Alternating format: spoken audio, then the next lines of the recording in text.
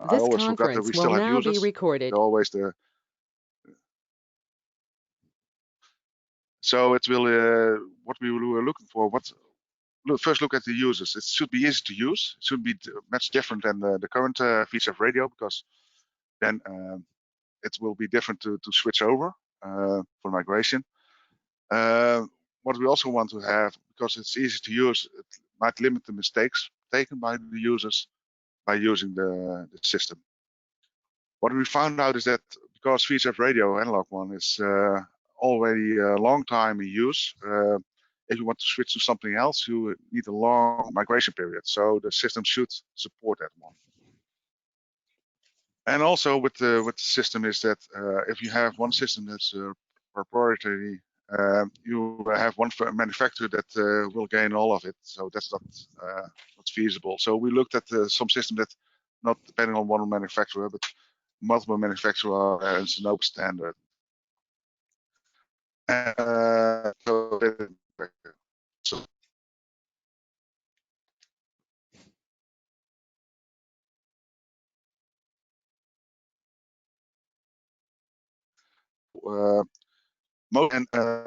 independence of manufacturer. Also, most systems are depending on timing, and depending on, you always see that something is not working, or there's a GPS failure or timing failure. So let's see if we can find something that's less dependent on the one. And also, because you go to digital and the bandwidth is limited, you need a good codecs. And that's always difficult because that's patented, and we have to see what's done with that one. So we have to look at that one even better. But in the dPMR, we already have one, and for testing it was good. So what we also want to have, of course, you want to keep the current functionality of the VHF radio. You still want to go on, and during migration, it has to be the same or more. So that's what we looked. Then we looked at the costs.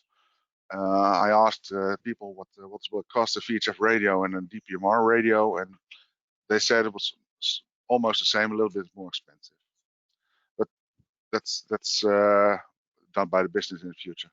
Also, the impact. What will be the impact if you switch over to digital radio? You have to look if you have to change all the radios at once, or you have a longer period. So, and the impact on the ship side, but also the impact on the shore side. Then we looked also at the available technology. We Run Group 2 of YAL also did it, but also SEPT FM58 also did some inquiries to that. And also future-proof. The technology has to go on a long time. The maritime world isn't changing that fast, so that's why we need to be future-proof. Also, security. Could it be more secure than the current VHF radio? What we said that in the Netherlands we had some people acting as a VTS station operator. Well, not. It could be they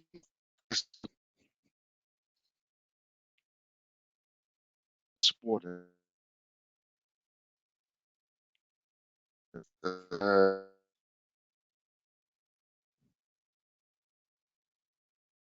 Safety, so it's more smart.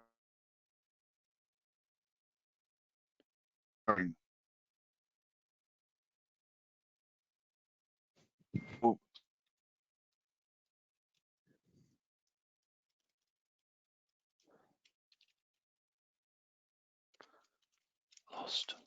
And that's it.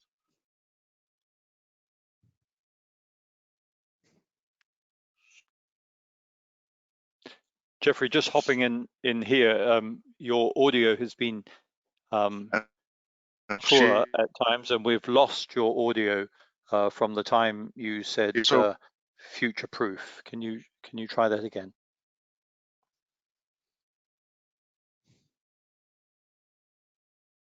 Kind of supports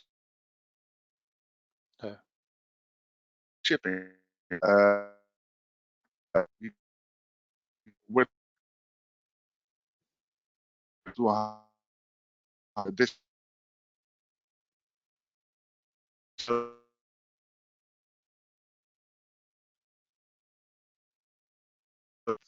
of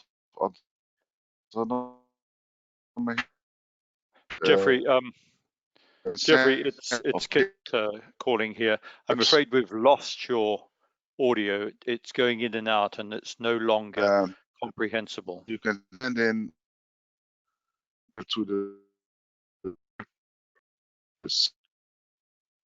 So Jeffrey, and Derek, I've got a bit of an idea. Derek, can you help Jeffrey out if your audio is better? Maybe Jeffrey, you and Derek can do the presentation. So let me hear your voice. It's like, Derek, how's your sound? I can give it a go if you like. Okay, so Jeffrey, nothing against you, but your audio is cutting out so badly. Is it okay if Derek walks through your slides? I don't think Jeffrey can hear us either. I don't think Jeffrey can hear us either. I sent him a message already. Let's see what and to you it should be used by everybody same way and easy and not for standard everybody. That's mostly what I it was just a little so Jeffrey, I'm going to make you go back. What we want is that the system will be like I said before, VTS. You want to detect it with autonomous ships. Okay. Okay. Oh. Okay. Yeah.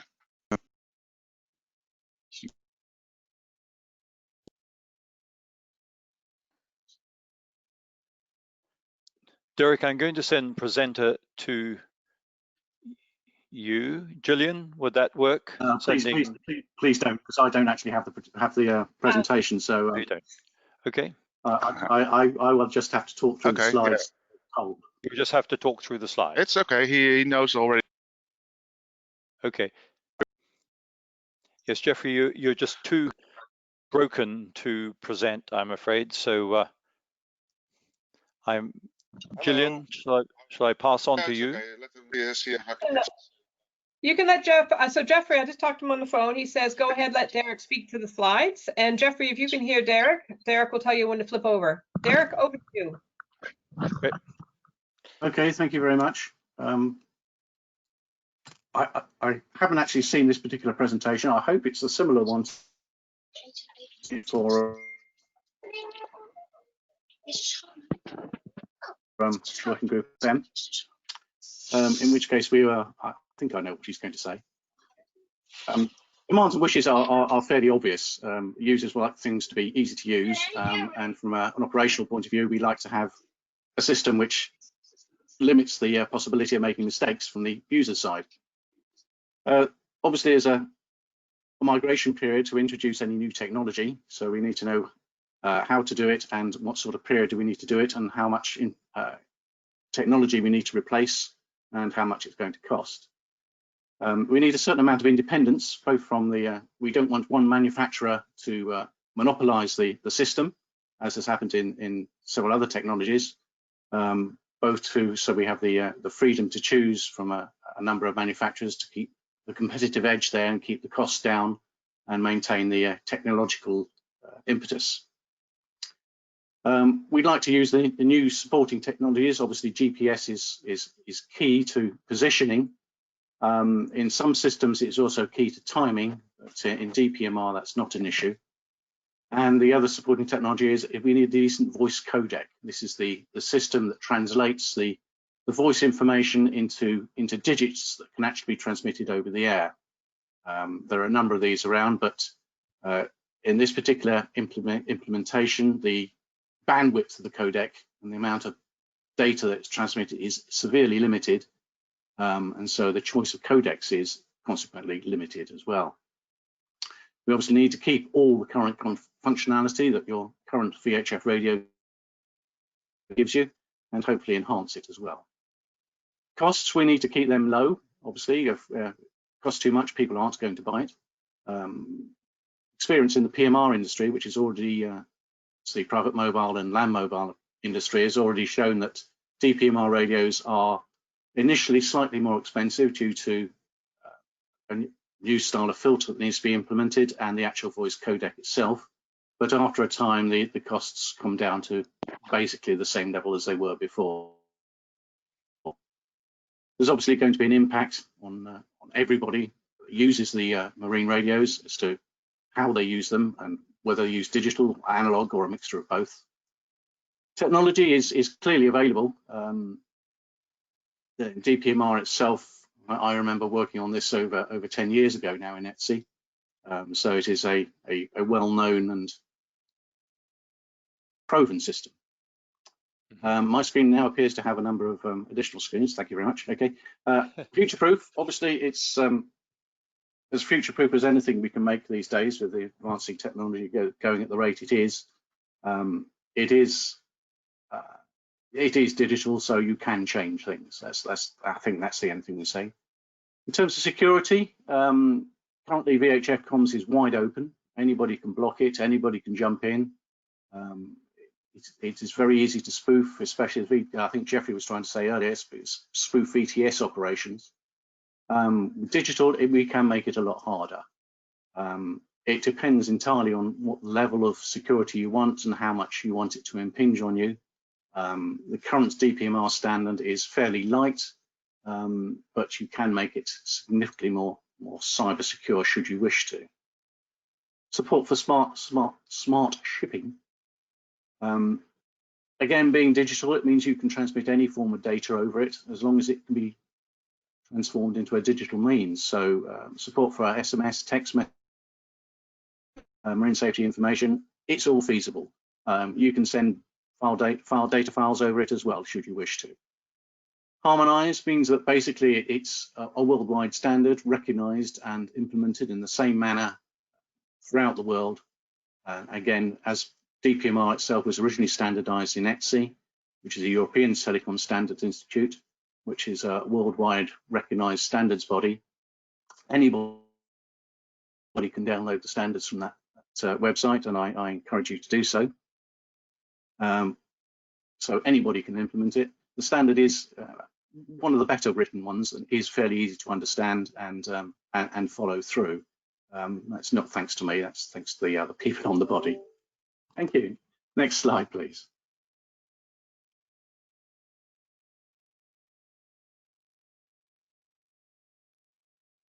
I'm not sure who's presenting, but can we head up?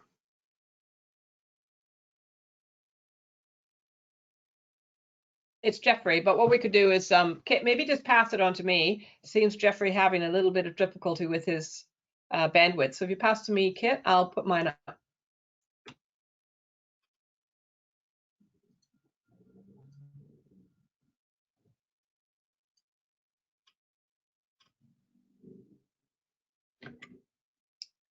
Very good, thank you.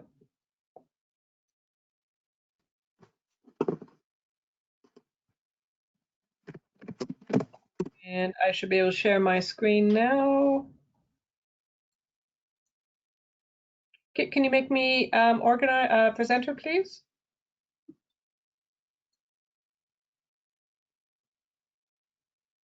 Thank you.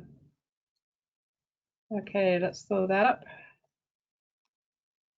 And then Derek, you're still gonna have to talk to it because I don't know the slides.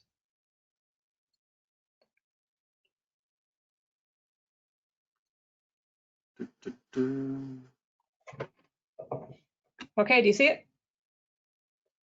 Okay, I've got it. Beauty. Off to you. Okay, this is Jeff's wonderful infrastructure drawing, which basically shows the transfer of data from a ship to another ship or ship to shore. Essentially shows the path the traffic takes through various schemes to get there.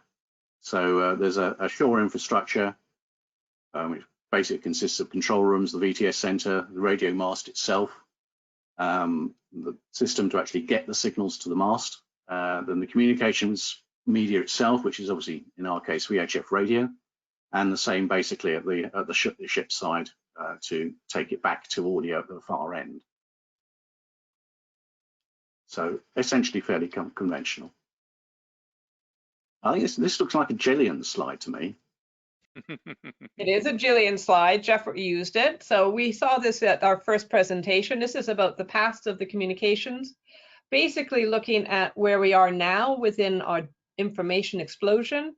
And the goal is ultimately to reach an information management and use the technology to best manage our communications. Yeah, indeed. The intent here is basically to say there's an awful lot of information now flowing around, and really need a coordinated way of getting it from one place to another. So the candidate technologies for replacement of VHF comms, we can look at 5G is obviously the flavour of the moment, and will no doubt make a substantial impact to all our lives at some point. Significant indeed. LTE is currently, obviously, is that actually what you're using at the moment for our mobile comms, certainly on land-based comms for cellular radio. Satellite obviously is becoming cheaper. We've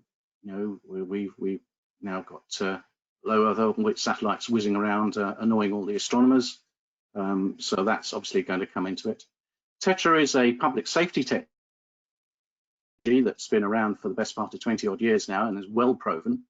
Again, digital, and we're used by many public safety entities throughout the world. Not so much in Australia, as far as I'm aware, but certainly in most of Europe. Well proven. I have to say, slightly on the expensive side, but it does work, and it does work really well. NXDN and dPMR are two.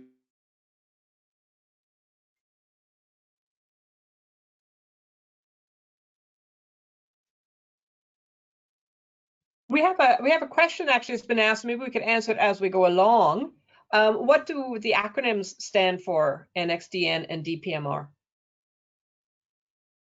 dPMR and NXDN take this one stage further by being able to digitize the voice into a very low bit rate. They can now actually get the same sort of voice quality over a channel that is only 6.25 kilohertz wide.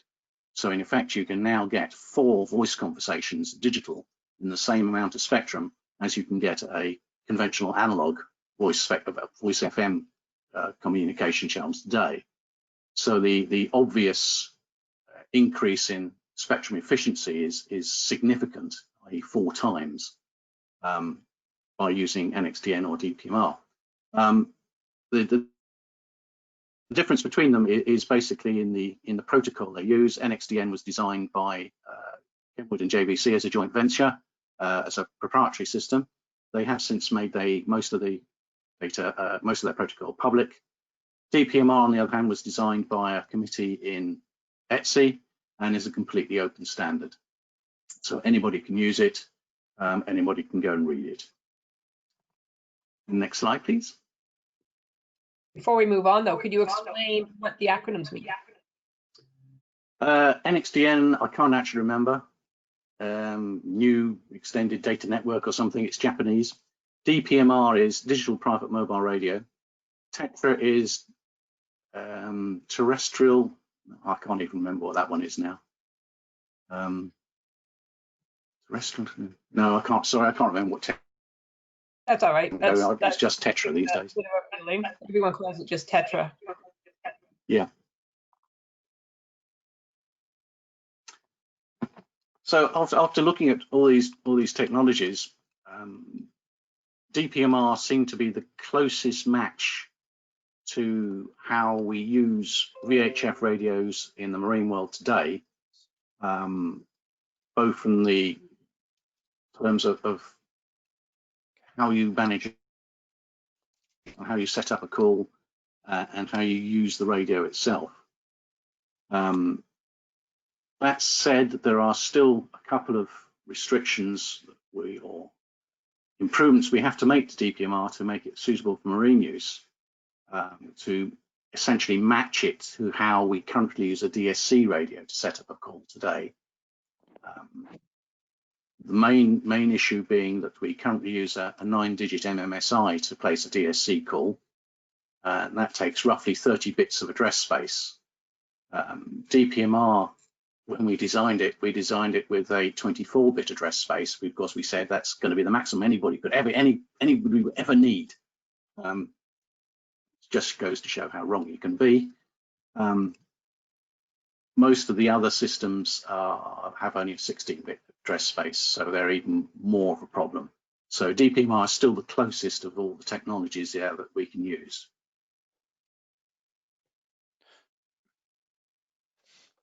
Next slide, please. Okay, so we had a trial in Rotterdam last December. So the idea was basically to get acquainted with the technology, get acquainted with understand how the users can use it, for the users to actually experience it and understand how it works. Evaluate how the technology actually worked in a real environment, this being an operational port, to look at what the users and the operators want from the system and what they'd like to see added or things they not interested in, and how to move things to the future. And the picture shows the interior of the VTS operations center in Rotterdam that we used to run the trials. Lots of people standing around. You can see radios sitting there on the bench in front of us and things going on. Thankfully, I'm not in that picture. So next slide. So we had the cooperation, obviously. Jeffrey was the main coordinator in Rotterdam, who sorted everything out for us with the cooperation of the Port of Rotterdam itself, which is obviously a collection of operators, mariners, and provided us with a tugboat and the VTS center to use. We were monitored by the local ITU representatives to ensure that we were not infringing any spectral limits and maintaining within our. I got a right grilling the first time I met them. And, yes, it was an interesting experience. And we had the support from the dPMR Association, which was basically me. The dPMR Association is a manufacturers association of 15 odd members, which looks to advance and maintain the standard and provide input to ETSI as to whether there are any changes to the standard required or enhancements. And I serve as the chairman of the technical working group on that. CML is my employer. We make chips to support a number of radio technologies, including dPMR. So next slide. So this is a lovely chart of the Port of Rotterdam. On the far right-hand side is the VTS center where we started off, basically in the centre of Rotterdam. Yep, thank you that. And we then ran out on the tugboat. There's a little white point pointing north, about yeah, left a bit. That's it there, right? That's where we went into deep inside a docking basin. And that's where we met up with the ITU, and they ran a number of field measurements to check on the transmissions from a regulatory point of view. And then we wait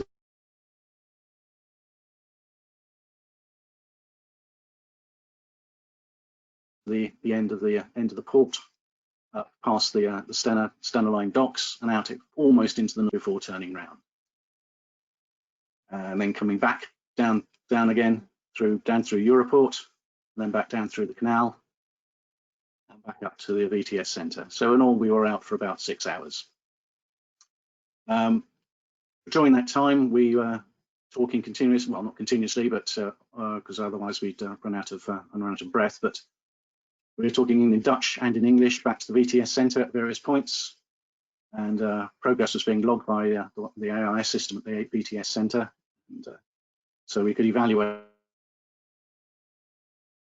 what the speech quality was like. And the other thing about we could swap between analog and digital mode, so on the same radio, but the press of a button. So we could then immediately discern what the difference is between the analog transmission and the digital transmission at both ends. Next slide. So the equipment we used, we had 3 mobile radios, 3 portables from ICOM and Kenwood. These were their existing radios they use for land mobile use. So you see the mobile at the top left there from JVC Kenwood. The one below that is from ICOM, and that was mounted in a power supply sort of bench operation mode for us by which is very nice. And you see the 2 portables on the right hand side. The left one is the JVC and the right one is the ICOM. The JVC one is a basic radio. It's very simple. You have standard buttons on it. You have channel select. You have volume control, and that's about it essentially. You can press the PTT and you speak. The ICOM is slightly more technologically advanced. It has, for one thing, it has a speech recorder in it, so which we use to actually record the speech, both analog and digital, and is a slightly newer generation, I think it's fair to say, and has SMS and GPS capabilities all built in. But these were standard radios off the production line with no changes. The only thing we did was program them to use the channels we've been assigned in the VHF marine band by the administration. Next slide, please.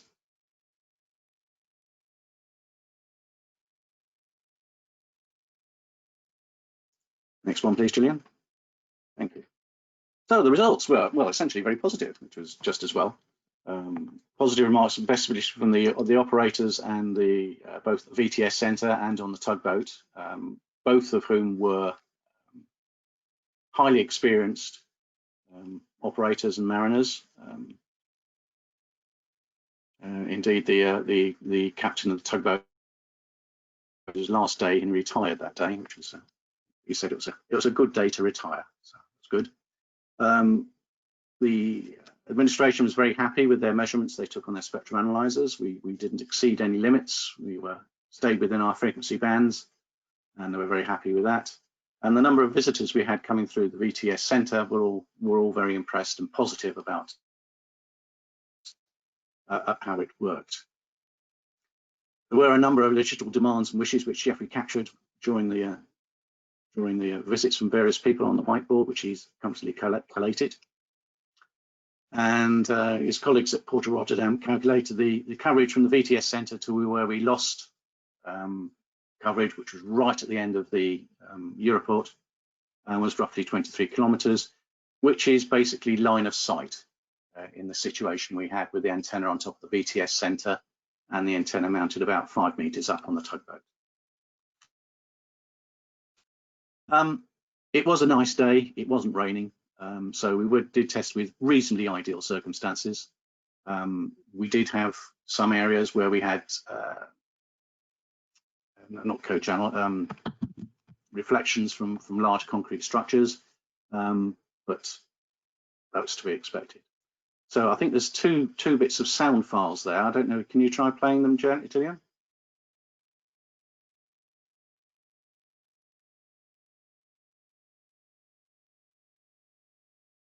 Couldn't hear anything then. But... You didn't hear that? Let's try it again. Try it again.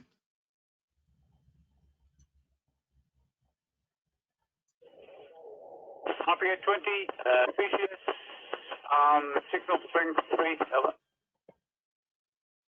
Yep, I heard that one. That was the classic analog. I'll play the analog one more time just so everyone has a chance to make sure they hear it. RPA 20, PCS, signal strength 3.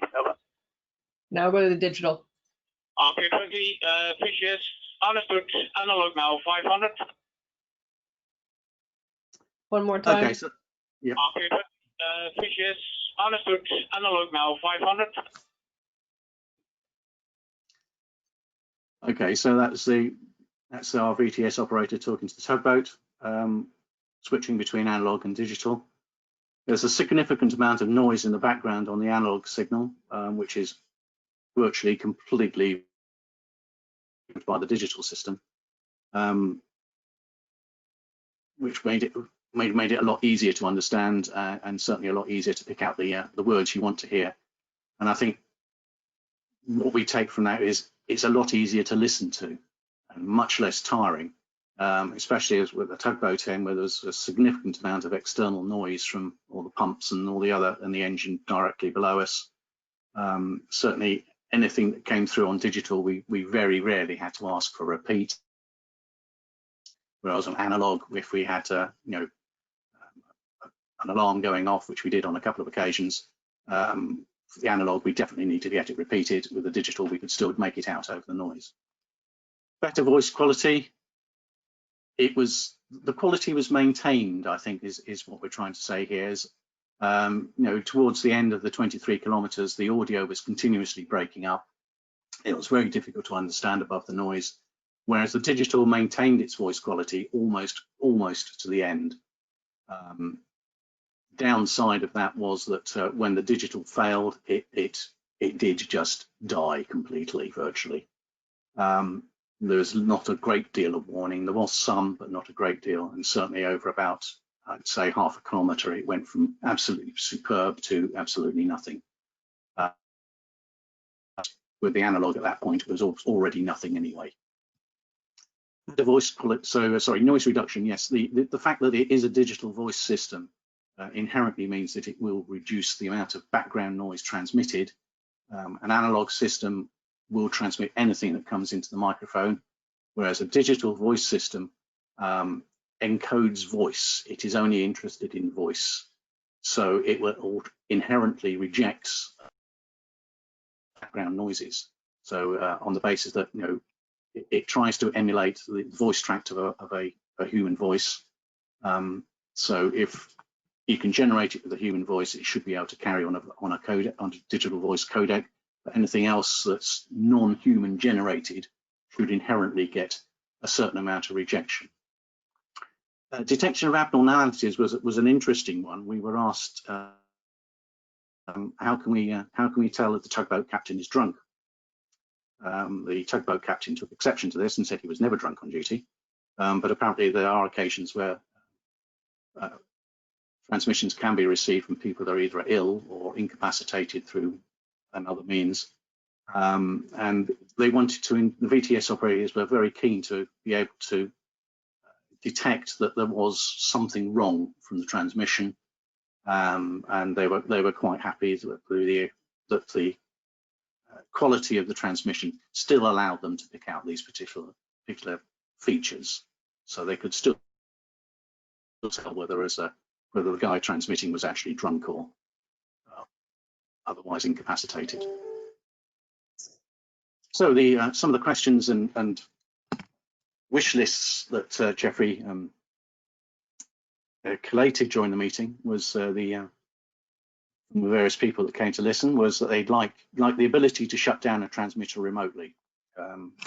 We refer to this as kill and stun in the land mobile world, which indeed is possible. MMSI and call sign integration, that clearly is a given. We have to do that, otherwise it makes it very difficult in the marine world. I can't remember what changes if there are more ships means, but come back to that. Switching to analog to digital must be simple, which it is. It's a single switch on the radio. A time limit for conversation, which we call a transmit timeout, which again is also implemented in all dPMR radios. It's currently set in the standard at 3 minutes, but that's purely a standardization issue. If you want to set it for something else, that's fine. GMDSS integration, that's an interesting issue, which has come up in my discussions with several other administrations recently. Obviously, as time goes by, we would hope that the dPMR would become more prevalent, and therefore it needs to be integrated into the GMDSS system in some way. And that obviously needs to be very, very carefully handled. So we need to think very carefully about that and how we go about it. Detection of interference, the fact that the digital system employs an error correcting scheme means that interference can be largely rejected up to a certain point, after which, again, the system becomes untenable, falls over. But it does mean it can maintain a useful data link in situations where the analog just would not work. The detection of poor signal, as I mentioned before, that you know, as we moved out to the edge of Europort, the analog degraded gracefully, as it were, with more and more noise in the background, so you could tell that it's going to go off, whereas the digital maintained its performance almost up to the end. And because we're using an error correction scheme, what we can do is we can put an indicator on the display to show to people that, you know, the system is now working harder and harder, and the error correction is doing more and more work, and so essentially the signal is about to drop off. So yes, that's something we can look at and do. Multicast and diversity. dPMR is an FDMA, that's a frequency domain multiple access radio system. Essentially, in terms of radio, the voice FM. So apart from the change of bandwidth, everything else about it in terms of radio works almost the same. So you can use multicast, you can use diversity. Virtually any technique you use today to improve analog comms at the radio level is equally applicable to dPMR. Half duplex communications, yes, indeed, that's perfectly standard. Half duplex being is you transmit on one frequency and receive on a different frequency, but not at the same time, which is used normally for talking to BTS centers and base stations. Obviously, simplex is already supported, i.e. ship to ship on the same channel. Dual watch functionality, yeah, we call this channel scan in the dPMR world. We actually can scan any number of channels at the same time. Most DSC radios or VHF FM radios have a similar facility at the moment. We can emulate that with no problem. That's already provided. There was some talk of adding a dedicated channel for AIS GPS signal, which I'm still puzzling about. Someone, I'm hoping Jeffrey might be able to come back to us on that one. I'm not entirely sure what they were asking for there. And we tested it in Dutch and English, clearly. The vocoder itself we're using is provided by a company in the States called DVSI. They have test files for most languages in the world, including Chinese, Japanese, Swedish, Finnish, Dutch, I think Czech even as well. And it seems to work reasonably well. Could functionalities be combined, DSC ATIS? Yes, they can. You know, it's time and money, really. There's no technological reason why you can't include all these technologies into a single unit. I think that's down to the manufacturers and the customers to actually push them together. Certainly, technologically, there is no reason why not.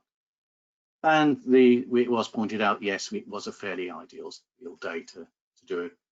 Bounce around Rotterdam harder in the Dutch winter with the sun basically shining, not much rain, so it was good. Moving on with developments, we've done a number of presentations to IALA, obviously with Gillian.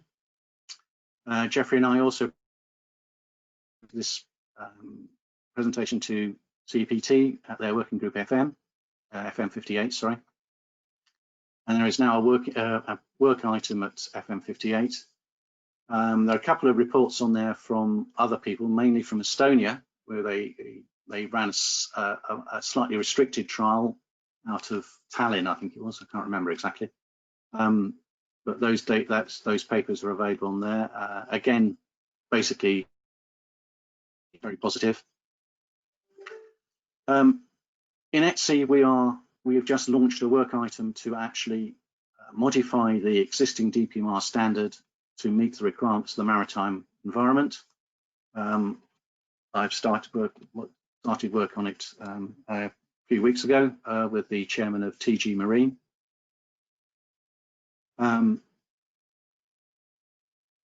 Attention within the Netherlands, and I would leave to Jeffrey to get back to us if he can get back to us. Regulatory issues are always going to be an issue.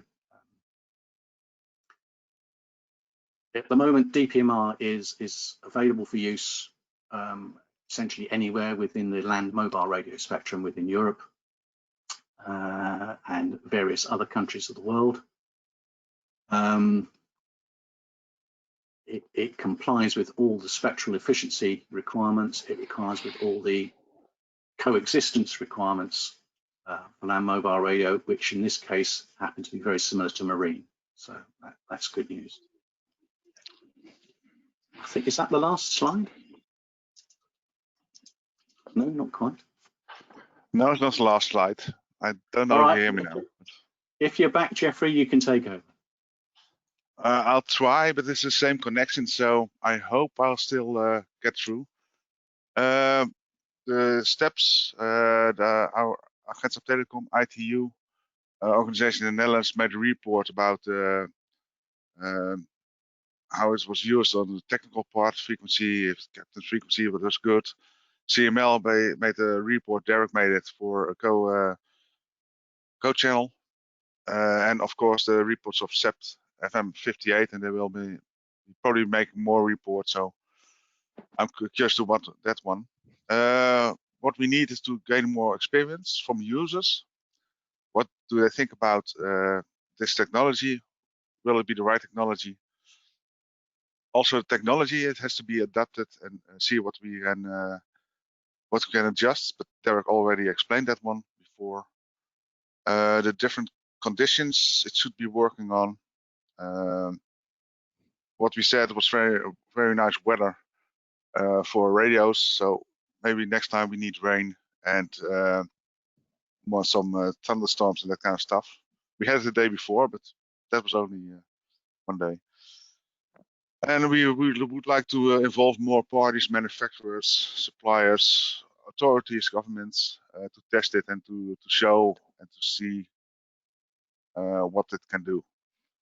And we still have to monitor developments, because now we looked at dPMR and all the reports say it's a very good candidate. Also, SE is changing some things for maritime, so that's good.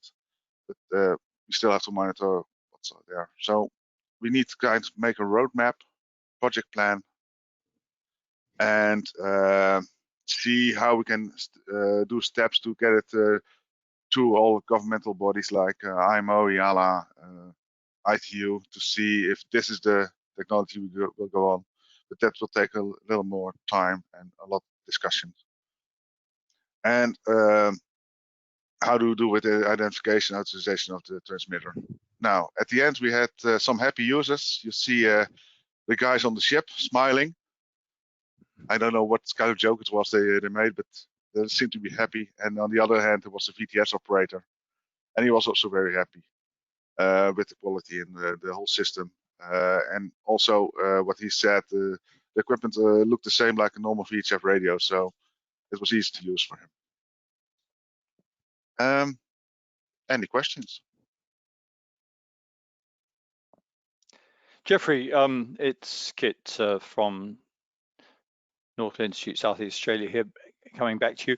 Some acronyms have also left us a little confused here, as they are important.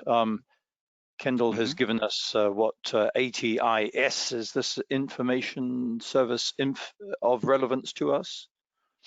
Oh, that's a system used in the European inland waterways, and that's for identification of the VHF radio. What it does is, in the analog signal, it stops the signal for a split second to send out the call sign to it, so you can read it on the other side. And that's at that moment there's no voice communication. And what I saw from the digitization, for instance with dPMR, you can do it embedded in the signal, so you still keep the voice going on. So this is voice communications, but it also sends an identifier so you know who's speaking. Yeah, so it uses the normal VHF radios, but they have a small extra functionality in it. Okay, that sounds very useful. I'm not familiar with that. And the other is VDES, the VHF Data Exchange System. What is that?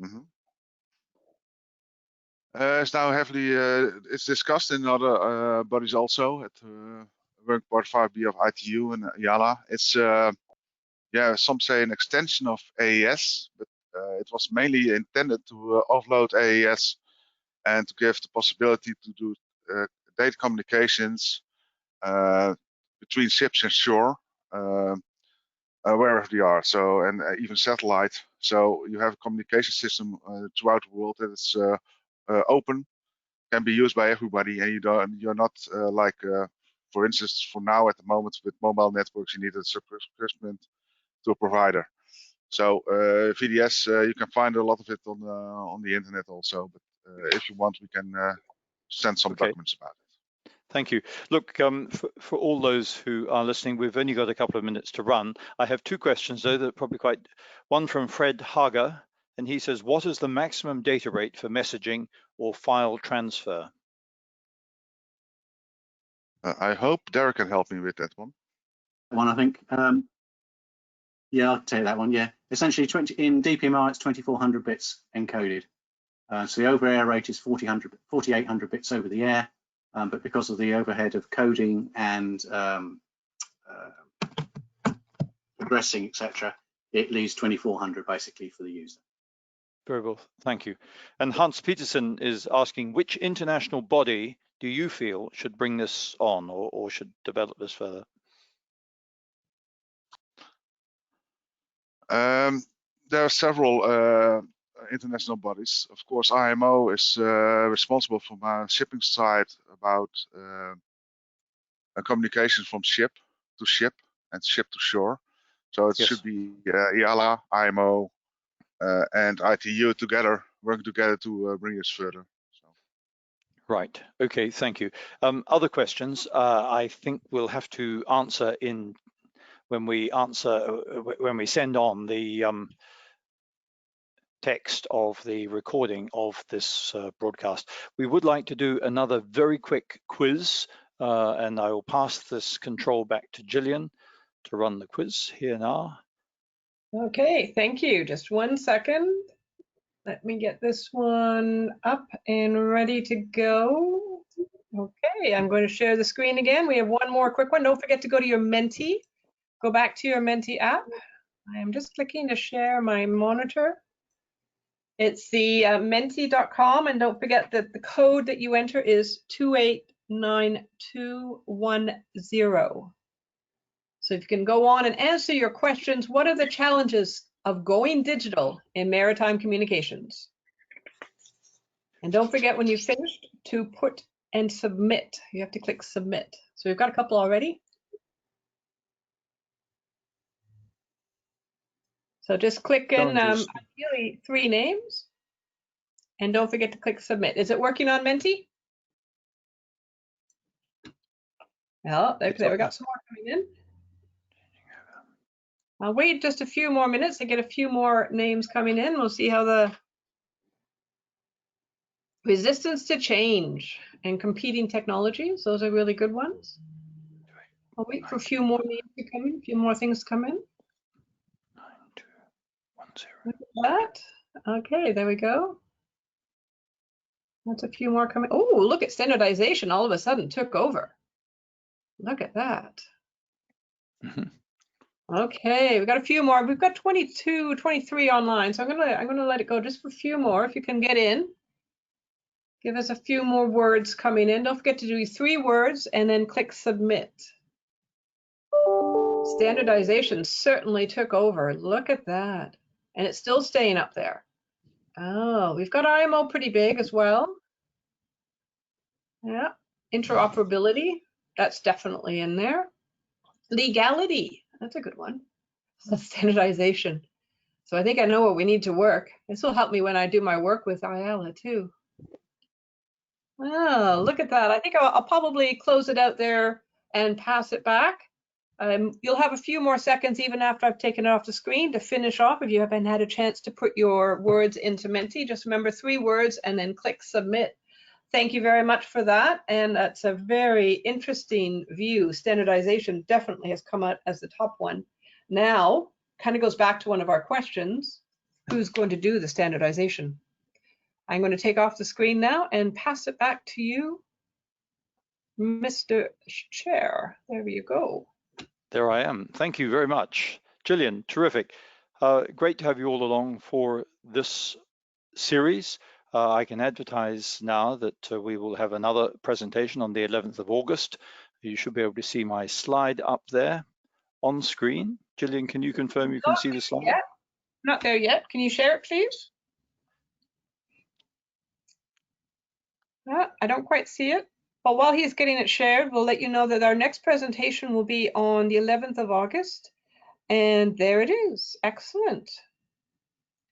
So we're very honored to have an expert coming on board with, we'll get there, with the 3GPP as part of the 5G forum, and that's Ms. Hyun-hee Koo. And she will be presenting on 3GPP, which you probably don't know anything about, but you probably should, because you probably have heard of 5G, or you might have heard of 4G or 3G. So we'll have a presentation on the development of that technology and how it may affect the maritime communications as we continue to go digital. Gillian, thank you very much indeed. So that's comes to the end of our presentation. Thank you very much. And the advertisement for the next one. Thanks all for being part of today's presentation. And we will put that up on our website so that you may see or read the text for that. Just once again, our website is the www.nisea.org, and that will have the text, the transcript and the slides of this. Thanks all, and I wish you all a very good day. Goodbye now. And just before we go, could I ask if we're going to kill our bandwidth right now, but could you stick your video up and put your cameras up, and I'll try and take a quick picture if we can get everybody there. I know it's going to ruin our bandwidth, but it's good to see everybody there. Woohoo, look at, we're all coming up now, all coming up. Can some of the people take screen captures as well, just in case I make balls of it, which I've been known to do. In fact, my screen capture is probably not going to work, so I'm going to do a camera. I can't get my camera to work on this. Oh, there you go. Okay. Well, Robbie, hi. Oh, hello, Stefan. I didn't see you join us. It's we've got some masks as well.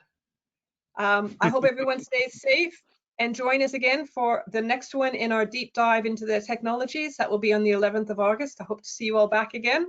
And we will be very careful with our bandwidth. Thank you very much. Over to you, Ken. Thank you. Thank you all. Thank you, Gillian. Goodbye.